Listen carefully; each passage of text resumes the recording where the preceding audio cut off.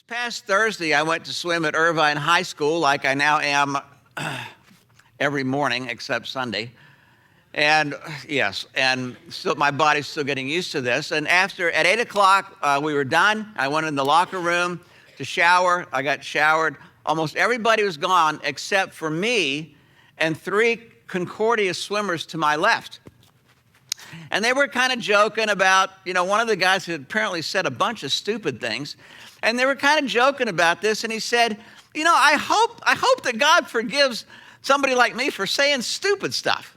And just as he started that line, I was walking behind them to turn the corner to the little the hand, a blow dryer thing that I do whatever is left of my hair to try to fix it up for the day. And just as I walked by them, I heard him say, I hope God forgives me for saying stupid. And they were all laughing about that. And I leaned into him, had never met these guys, leaned into him and said, I'm banking on the fact that God forgives guys for saying stupid stuff. And they all just started busting up laughing. And I said, I'll tell you what, I think I've said more stupid stuff than the 3 of you combined. And they just kind of walked off to go do my hair. I could hear them laughing in the background, probably for some reasons that weren't all that flattering.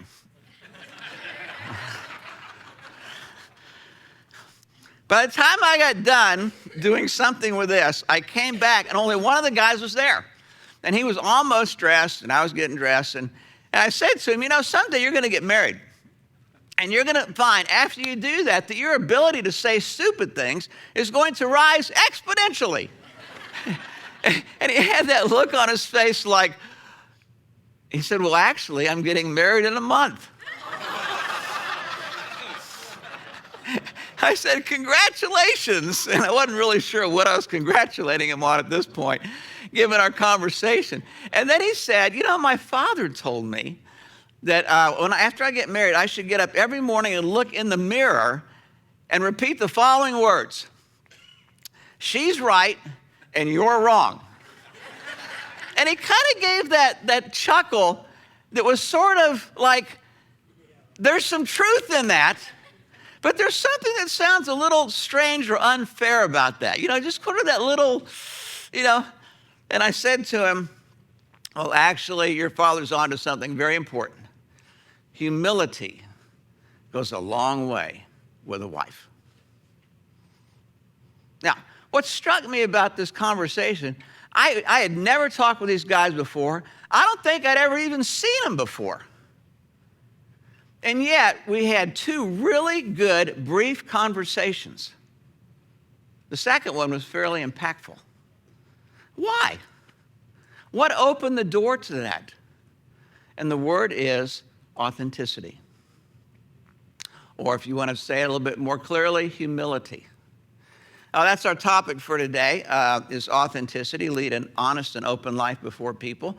We're doing a 7-part series called The Heart Attitudes, which directly relates to us as a community of church, but it also relates to a marriage. If you're trying to build a marriage, there are heart attitudes that are your toolkit that go into helping to build that relationship with your husband or wife, or with your teenage children, or at work, as you relate to your boss, or if you're the boss, as you relate to employees, or extended family members.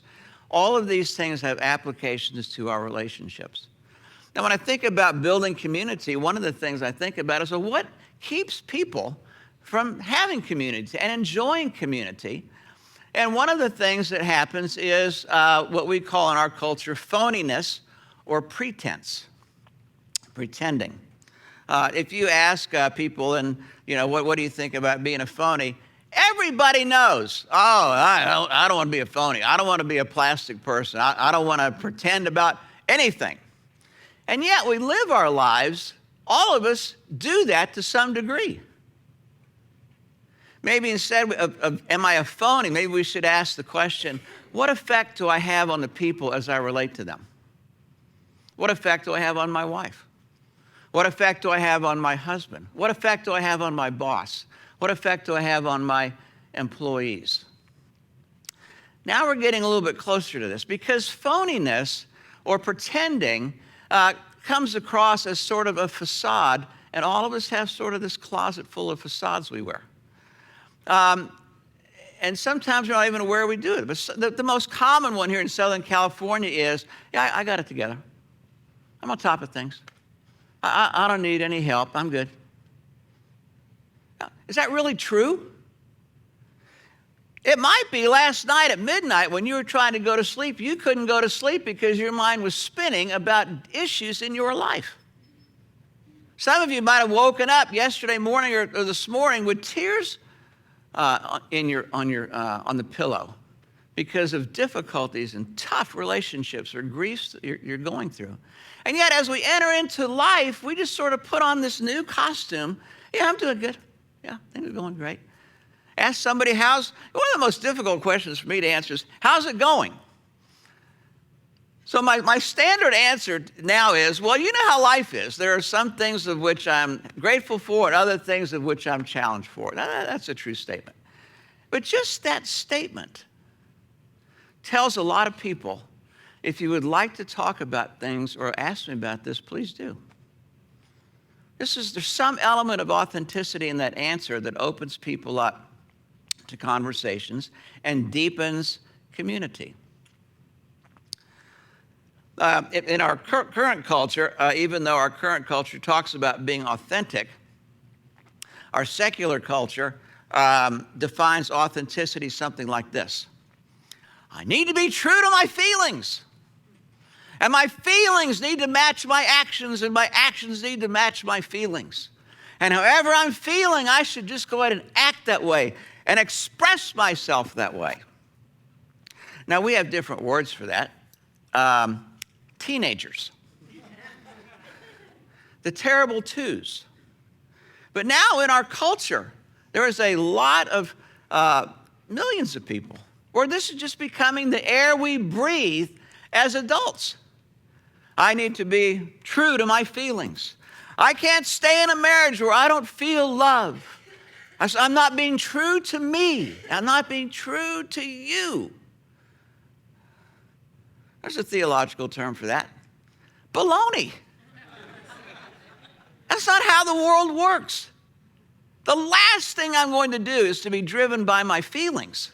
That is a terrible idea. I will slowly destroy everything that's important to me if I am driven by my feelings. And yet, that is how our world thinks about what it means to be authentic. In your handout, in our secular culture, authenticity is about me. I need to be true to me. I need to express me and my feelings. You need to know about me. Biblical authenticity is the exact opposite of this. It's about you. When I walked by those 3 Concordia swimmers that I had never met and they didn't know me, my attempt was to be a blessing to those fellows. I'm not sadomasochist walking around talking about my weaknesses because that's enjoyable to me. But it makes connections with people and it gives people hope. It opens the opportunity for conversations with people. Authenticity, Christian authenticity, is about you, somebody else. Now, in our particular culture, you kind of wonder, how did we get to a place where in Western civilization, we identify ourselves by our feelings and emotions, and we act out of our feelings? How did we get there? Well, bear with me for a few minutes, but for millennia, Western civilization was based on that God is real and the creator, and that the truest thing about ourselves as people is that we were made in his image. For millennia, that is how people in Western civilization basically saw their life. There is inherent value in me and in an unchangeable God and the truth of Scripture. About 200 years in Western civilization, this began to change with the philosophical advent of Romanticism. And Romanticism didn't really look at God as the authority and made in the image of God. Romanticism took us down a notch. It took us down to where we looked at ourselves in light of community. And in some ways, that's a good thing. That's an important thing. I am a part of a community in my home, a community of 2. I'm also a community of 5, although they live around, places. I'm in a community with you. I'm in a community with my neighbors. You're in a community at work. But if we take and identify ourselves and look at our identity on the basis of community and how we're doing in community, that's not rock solid like it was because of God and what he says about me. If my community changed, if my involvement in community changes, this can be quite flexible. And we create kind of stress and anxiety without even knowing we've done it. But then in Western civilization, we took it from community down another level to that now we look at ourselves in light of the individual. You look at yourself in the mirror. And at first, we thought about how we think, and there was a time when we thought about our character as what drove us and our commitments to other people and to God. But now we've dumbed it down to the individual and emotions or feelings. That I am who I feel I am. I am who I think I am. I'm going to relate to you in any given conversation based upon how I'm feeling at the moment and how I'd like to feel at the end of our conversation. And we do this without even thinking. We do it like breathing. This is a very different way of looking at yourself and of looking at the relationships. Without knowing it, we are consumers of the people that we're talking to at some level, rather than givers in conversation. But we've dumbed it down not just from God to community and community to the individual, individual to feelings. In our current Western civilization, we've found a way to dumb it down even farther, down to the level of individual, and now we identify ourselves by our desires and temptations. And this comes across in movies, TV shows, songs. We talk about this. This is just sort of now part of the secular culture of Western civilization. I am who I feel I am. I am what I desire. What my temptations are. Now, they wouldn't use the word temptations, but the feelings and what I want to do is how I identify myself. Now, what's the effect of that? The effect of that is to so far remove our identity from God, the laws of God, and the image of God, that now we end up being out at sea in a very small boat. And as long as the waves are pretty calm and my desires and temptations are met, then life feels okay. But we don't live in calm sea world. We live out like in the Pacific Ocean where there are lots of waves. And if you're in a canoe, you're trying to get back to shore somewhere, you're in for some rough waters.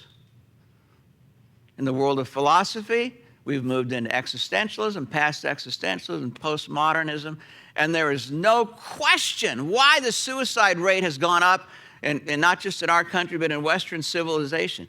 If you remove yourself from the anchor of God and the anchor of how he thinks about ourselves and dumb down to community and your experience of community and individual, the level of individual and your feelings and then desires and temptations. What happens when your feelings don't cooperate with you and your desires and temptations aren't met?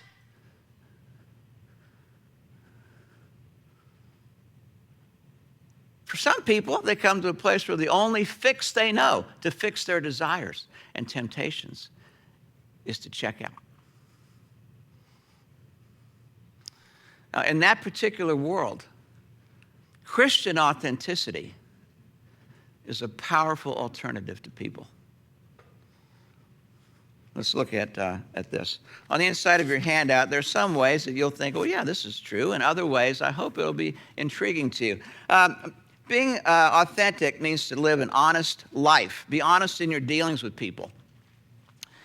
I still remember a very poignant time with my father. I was a teenager, and I don't remember at this particular episode why I got in trouble. Probably because there's lots of information, experience to draw from here, this wealth of experience of getting in trouble. But I do remember that I lied about it, and my dad caught me in the lie a few days later. And he sat me down, and he said, Seth, someday it's likely you're going to need me for something. And when you do, when that moment comes, there's one thing that will be absolutely critical. And that is, I will have to know that you are telling me the truth. If I do not know that, I cannot help you. Now, I remember that like it was yesterday. Again, I don't remember what I did, but I remembered that lesson. This is really, really important. And to violate this makes a big mess in our lives. Proverbs 11:3 says, the integrity of the upright guides them, but the unfaithful are destroyed by their duplicity. Now, honesty has several different applications.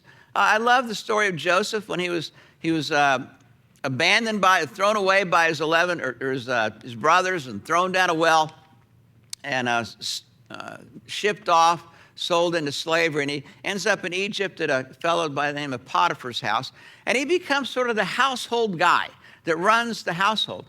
And you think about what kind of bitterness you might have had if you'd grown up in a home where your 10 brothers, all older than you, threw you down a well and then sold you.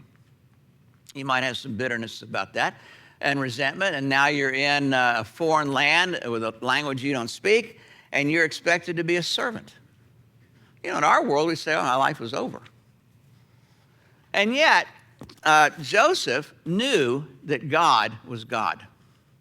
And he knew his identity was rooted and solid, not in his experience, not in the community, not as an individual. And so here's one of the testimonies that I think is just remarkable about this. So Potiphar left in Joseph's care everything he had. With Joseph in charge, he did not concern himself with anything except the food he ate.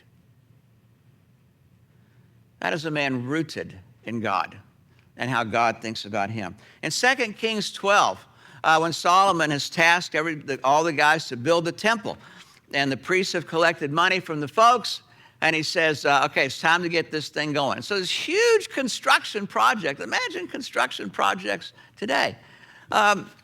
And as the construction project goes on, listen to this verse 2 Kings 12:15. They did not require an accounting from those to whom they gave the money to pay the workers. Can you imagine doing any project of any size and not having an accounting because you trust the people that you gave the money to? Because they acted with complete honesty. Character. Ephesians 4:25, therefore each of you must put off falsehood and speak truthfully with his neighbor, for we are all members of one body. This is how community is formed. This is an important element of truth and dependence. Being dependable, being honest. Number 2, be real about truth and love. If you're in a relationship of any length of time, after the honeymoon goes, whether it's at new work or new marriage or your children, or a church or a Bible study group, relationships are sort of like a teeter-totter. And on one side of the relationship is love and acceptance, and the other side is truth.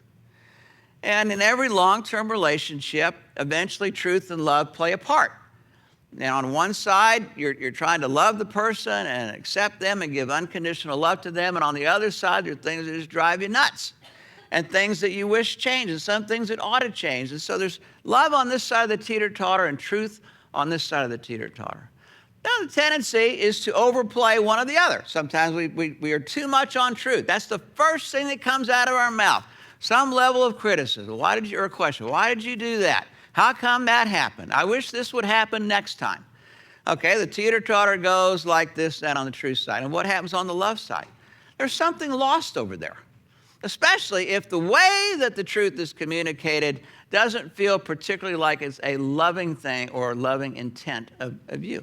And on the other side, the teeter-totter can go this way, to where you never say anything or voice an opinion about what somebody else is doing, but inside, you're sort of slowly building up resentment and bitterness toward the person. And eventually that comes out, and eventually the teeter-totter swings back this direction.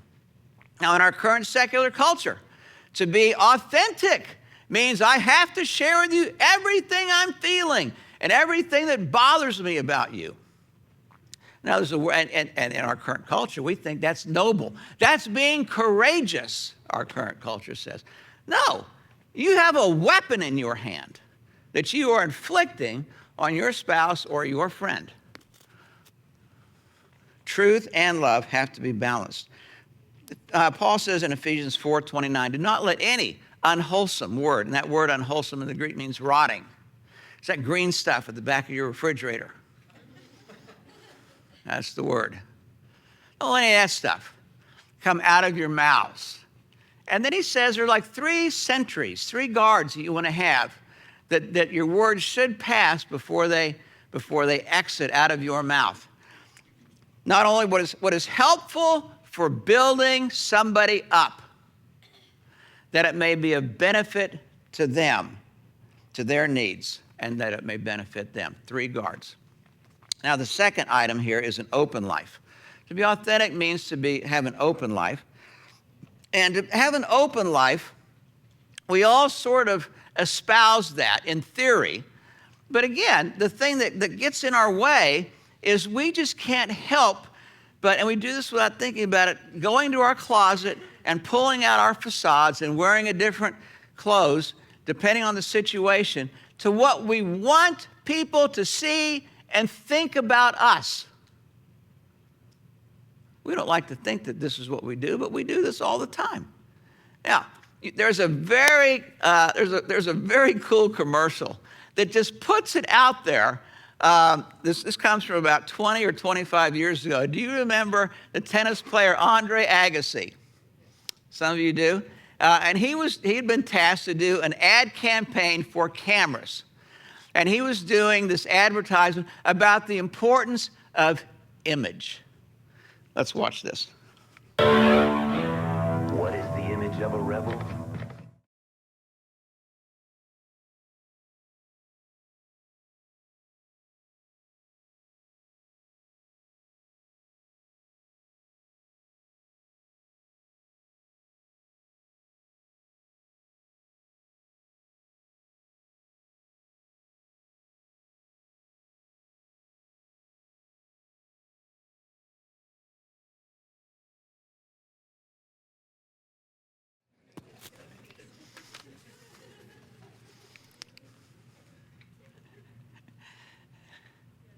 Image is everything. Now, this kind of stuff plays, it's not usually so blatant, but it plays in songs, it plays on movies, it plays in TV shows, it plays on ads. And all of these things have this effect of, without us even knowing it, making connections to when I'm out in public or when I'm with somebody else. We just sort of act this way. The scripture says that's a bad way to build community. We can be real about our struggles. The first thing, be real about our struggles. Now, in many churches in America, if you voice a struggle in life, it's not uncommon to have somebody say something that's well-meaning, but has the effect of discouraging you. Well, have you tried so-and-so? There's a verse that you should think about. How long have you had this? Are you praying about this?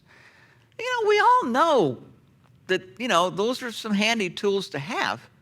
But when somebody takes a struggle that you shared and just sort of rains on it, it just sort of dampens your soul. Now, I don't know why we think that that's a bad thing. Maybe we think, well, if I share a struggle, that puts a black eye on God. Well, if it does, then I've got questions, not about you and me, but about some pretty important people. For example, in the book of Matthew, Jesus went to the Garden of Gethsemane the night he was betrayed and going to be arrested and whipped, interrogated all night, and crucified the next day. He takes Peter, James, and John with him. Matthew 26:37. He took Peter and 2 sons of Zebedee along with him, and he began to be sorrowful and troubled. You hear that? Jesus, sorrowful and troubled. If somebody walked into our church today and afterwards in coffee or maybe just sitting down here, and you walked up to them, and they said, "Man, I'm just so sorrowful. My soul is so troubled." Now, in my mind, what better place to say it than here? Of course we want people to talk about what's going on with life. This is the most safe place it should be. And as a church, we aspire to be a safe place to hear the struggles of the soul like here. My soul is troubled, sorrowful and troubled. Then he said to them, it's actually worse than that. My soul is overwhelmed with sorrow. Could we use that language here? To the point of death. Okay to use that language here? Are we giving God a black eye here? No, this is what it means to be authentic. He thought he could share these things with Peter, James, and John. Not sure if that was such a good idea. I think he ended up really doing it for us. Apparently, it was okay for Jesus to put words to the deep struggles of his soul without it being seen as immature or spiritually immature, or maybe after you've been around a while and learned the Bible more, you'll do better with this. Again, the theological term for that thinking is baloney. In 2 Corinthians 1, 3-10, the Apostle Paul tells the Corinthians about some of the titanic struggles that he had been in trying to start churches in Asia Minor. And one of my favorite phrases in this little passage, 3-10, is, "We despaired even of life." Is that language okay to say in church? Or during coffee time? Or at your Bible study? Or with a good friend over lunch? Apparently so. And apparently it's needed and helpful to the person you're talking to. There's some things we don't have to pretend about. There are 3 things that strike me. You don't have to pretend that you don't hurt. It's one of the truths about life as a Christian. We don't have to pretend that sometimes we hurt and we hurt deeply. My father died 30 years ago. My dad was a rock in my life. I watched the last 2 years of his life. He had terminal cancer, and I watched him go from 175 pounds to 115 pounds. At the very end of his life, he could not even push himself to a sitting position in bed. Now, the last 2 years of his life were by far his best years. They were rich, and they were the best years that he gave his son. But even though he died 30 years ago, I still miss my dad. And there are times when that sadness is poignant to me, like right now. If you ever say to somebody who's lost somebody, "Well, someday you'll get over this," don't tell me you said that. Because I will hunt you down and take you out.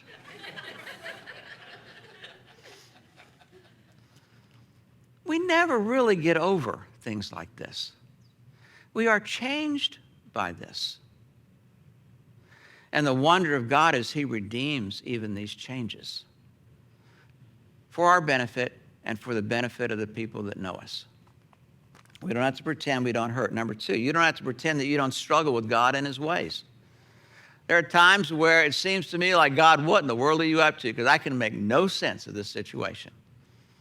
Now, if I needed to make sense of that, I'm sure God would let me know. But there are many times where he doesn't seem fit to let me know. Is it okay to struggle with that? Of course.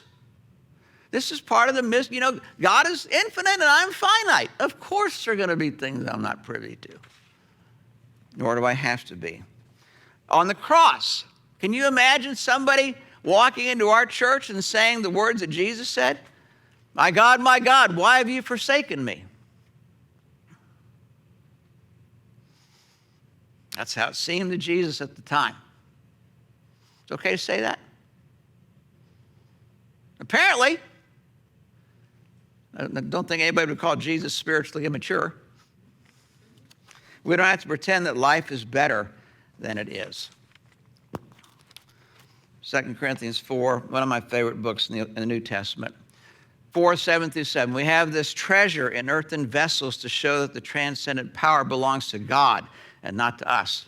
We are afflicted in every way, but not crushed. Perplexed, but not driven to despair. Persecuted, but not forsaken. Struck down, but not destroyed. Life sometimes is very, very difficult. Is that okay to acknowledge? This is part of what it means to be authentic. On the back of your handout, we can be real about our weaknesses. Now, I'm not going to go into some detail because these verses are verses that if you've been with us the last few months, we've talked about this several times. We tend to look at our weaknesses, oh, what's wrong with me? Why can't I change this? Paul realized that his weaknesses become an opportunity for God's power to be displayed in his life to such an extent that he can be even content with weaknesses he wished he didn't have. Now, in your hand that I do have this, I want to read. Our strengths are instructional for people, but our weaknesses give people hope. This is one of the reasons why I think God sometimes leaves us in our weaknesses, even as much as we want for them to become strengths and change, because other people get hope when they realize you don't have it together and I don't have it together. And then last thing I want to mention is use discretion. Being authentic in our secular culture means I can share everything about me with everybody. Now, the Proverbs has a word for that. That's foolishness. That is folly. That is destructive to people. Proverbs 2:11 says, discretion will protect you and understanding will guard you. A perverse man stirs up dissension and a gossip separates close friends. Now, as if you've been around here for a while, you know that I am pretty open about my life. But again, for those of you who've been around a long time, I'm not open about everything in my life. That would be folly. That would be foolish to do. There's an element of prudence. Of what should I share in a public forum and what should I not share. But I will tell you that I have, as a lot of you know, I have several people in my life that I share a whole lot more stuff that I would share in a public forum with them privately. Guys like Lance and Mark. I have an attorney friend. A few of you know, I have a lunch with him every Tuesday, and I have several pastor friends. One guy I even pay just to listen to me once a month. Pay him $60 an hour just to listen and to give me some feedback and questions. That's tremendously helpful to me in dealing with this life. A prudent man keeps his knowledge to himself, but the heart of fools blurts out folly. Now, I mentioned at the beginning that Christian authenticity is the opposite of secular. Christian authenticity is about you. It's about being a blessing to somebody else or being an encouragement to somebody else. It can be a conversation opener. Even with 3 college kids you've never met before, standing naked in the locker room at a high school and talking to one of them about something important in marriage. It's not rocket science. It's authenticity and humility. Let's pray together. Father, we aspire naturally, you've put this in our hearts, to want to enjoy community with you, and a community with one another, and community in our marriage and with our kids. And a sense of community at work, we aspire to that. And yet, as you know, and as we know, we're pretty good at torpedoing the very thing we think we want. And we do it just with simple facades and pretending and pretense and being not really open with anybody. Or even if we are open, we do it as kind of something to gratify ourselves. We experience community when we become a giver of community, not a taker.